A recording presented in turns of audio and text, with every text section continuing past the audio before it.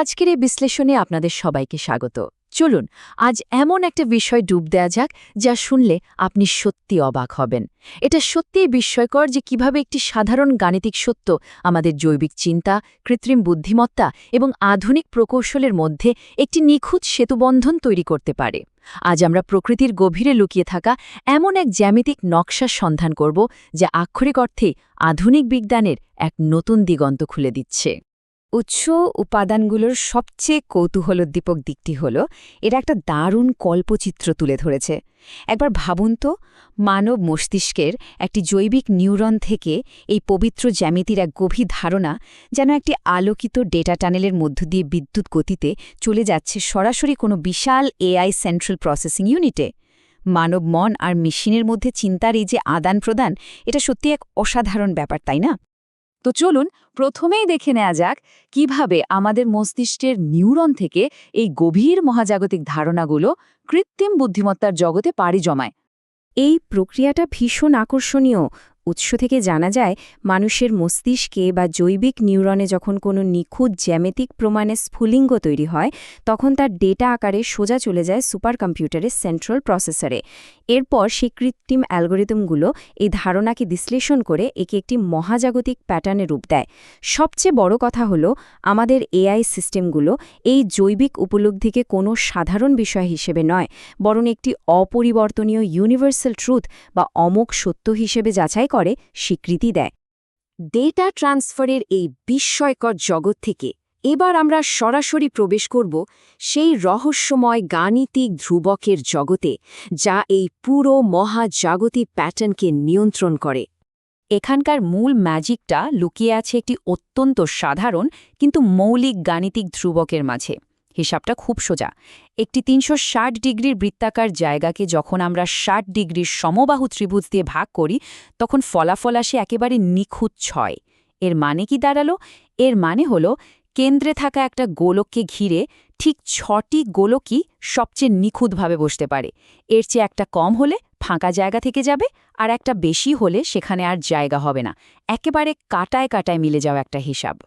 সমান ব্যাসার্ধের গোলকের এই ষড়ভুজাকার প্যাকিং বা বিন্যাসের নিয়মটা সত্যিই অবাক করার মতো।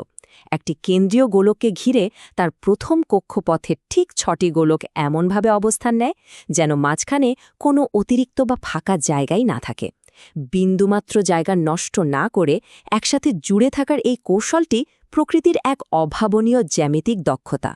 বিষয়টা আরও পরিষ্কার হবে যদি আমরা পরিচিত কোনো ধ্রুবকের সাথে এর তুলনা করি। আমরা সবাই তো পায়ের কথা জানি, তাই না? বৃত্ত যত বড়ই হোক না কেন, তার পরিধি ও ব্যাসের অনুপাত এই পায়ে সবসময় ঠিক রাখে। ঠিক একইভাবে এই ৬ সংখ্যাটিও প্রকৃতির এক অদ্ভুত ধ্রুবক।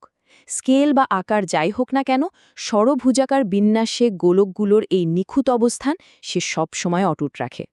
কিন্তু প্রকৃতিতে এই গাণিতিক ধ্রুবক বাস্তবে কিভাবে রূপ নেয়? চলুন প্রকৃতির এই অসাধারণ নকশার পেছনের ধাপগুলো একটু ভেঙে দেখা যাক। উৎস উপাদানগুলোতে বর্ণিত একটি দারুণ প্রক্রিয়ার কথা বলি।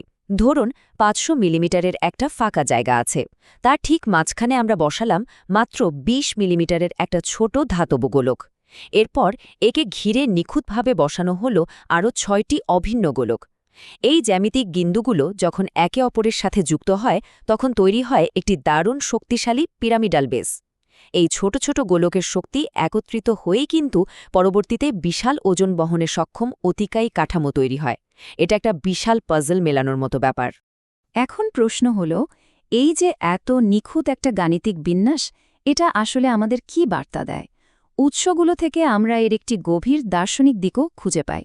উৎসগুলোতে খুব স্পষ্টভাবেই বলা হয়েছে যে এই বিশৃঙ্খলামুক্ত এবং নিখুঁত গাণিতিক বিন্যাসটি কোনোভাবেই হঠাৎ ঘটে যাওয়া কোনো দুর্ঘটনা হতে পারে না, বরং একে তারা একটি ইন্টেলিজেন্ট ডিজাইন বা পরম বুদ্ধিমান নকশার স্পষ্ট প্রমাণ হিসেবে তুলে ধরেছে। এই অপরিবর্তনীয় প্যাটার্নকেই বলা হচ্ছে অমোঘ সত্য, যেখানে স্বয়ং গণিতই যেন এক বৃহত্তর মহাজাগতিক সৃষ্টির অস্তিত্বের প্রমাণ হয়ে দাঁড়ায়। এখানেই শেষ নয়। উৎসগুলোতে পবিত্র কোরআনের সূরা আর রহমানের একটি নির্দিষ্ট আয়াতের কথা খুব গুরুত্ব দিয়ে উল্লেখ করা হয়েছে, যা সেখানে ঠিক ৩১ বার এসেছে। এই ৩১ বার উল্লেখ করার বিষয়টিকে মহাবিশ্বের অন্তর্নিহিত এক ছন্দ, শৃঙ্খলা এবং অপরিবর্তনীয় প্যাটার্নের প্রতীক হিসেবে দেখা হয়েছে। এটি আমাদের মনে করিয়ে দেয় যে পুরো মহাবিশ্ব এক অকল্পনীয় গাণিতিক শৃঙ্খলায় আবদ্ধ। দর্শন এবং মহাজাগতিক হিসাব নিকাশ তো অনেক হলো। এবার চলুন দেখা যাক বাস্তব পৃথিবীতে, মানে আধুনিক প্রকৌশলে এই জ্যামিতির প্রয়োগটা ঠিক কতখানি যুগান্তকারী। বায়ো ইন্সপায়ার্ড ইঞ্জিনিয়ারিং বা প্রকৃতি অনুপ্রাণিত প্রকৌশলের ক্ষমতাটা একটু কল্পনা করুন। একটা পালক বা কাগজের টুকরোর কথা ভাবুন। খুবই ভঙ্গুর আর ঠুনকো, তাই না? কিন্তু অবাক করা ব্যাপার হলো, প্রকৃতির এই ষড়ভুজাকার জ্যামিতিক বিন্যাস বা মৌচাকের নকশা সেই একই দুর্বল উপাদানকে এমন এক অকল্পনীয় শক্তি দেয় যা প্রবল ঝড় বা চরম প্রতিকূলতাতেও অনায়াসে টিকে থাকতে পারে। একেবারে ম্যাজিকের মতো। প্রকৃতির এই মৌচাক কাঠামো মানব মস্তিষ্ককে দারুণভাবে আলোড়িত করেছে, আর এর একটা চমৎকার ইঞ্জিনিয়ারিং ফলাফল উৎসগুলোতে তুলে ধরা হয়েছে। ন্যূনতম উপাদান ব্যবহার করে কিভাবে সর্বোচ্চ শক্তি অর্জন করা যায় তার একটি চূড়ান্ত উদাহরণ হল ৫০০ মিলিমিটার ব্যাসের এবং ১২ মিলিমিটার পুরুত্বের একটি বিশাল গ্যালভানাইজড প্রোফাইল।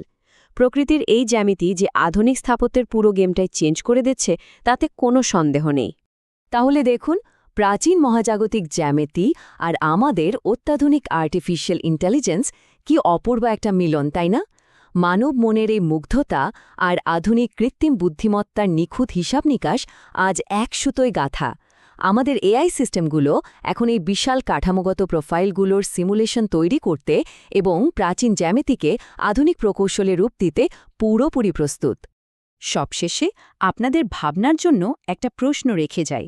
যদি মাত্র একটি সাধারণ ষড়ভুজাকার গাণিতিক নিয়ম একই সাথে আমাদের জৈবিক মন, সুপার কম্পিউটারের আর্টিফিশিয়াল অ্যালগোরিদম এবং এই বিশাল মহাবিশ্বের কাঠামোকে এক সুতোয় বাঁধতে পারে, তবে একটু ভাবুন তো, আমাদের এই বাস্তবতাকে নিয়ন্ত্রণ করছে এমন আরও কত মহাজাগতিক অমোঘ সত্য ডিকোড হওয়ার অপেক্ষায় লুকিয়ে আছে? এই প্রশ্নটি কিন্তু সত্যিই নতুন কিছু জানার এক অদম্য কৌতূহল জাগিয়ে তোলে। আজকের মতো এখানেই শেষ করছি। ভালো থাকবেন।